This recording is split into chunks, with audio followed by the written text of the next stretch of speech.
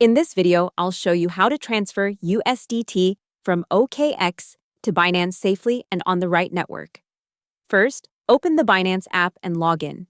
Go to Wallets, then Spot. Search for USDT, tap it, then tap Deposit.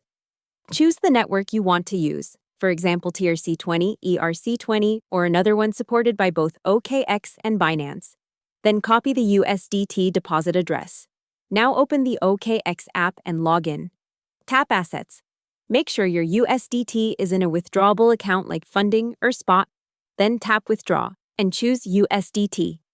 Select the same network you saw on Binance, paste the Binance USDT deposit address into the address field, then enter the amount of USDT you want to send. Check the address, network, fee, and final amount carefully. If everything looks correct, tap Confirm/Withdraw and complete any SMS, email, or 2FA verification. After the transaction is confirmed on the blockchain, your USDT will appear in your Binance Spot wallet. Hope the tutorial was helpful. Subscribe to my channel and see you in the next video.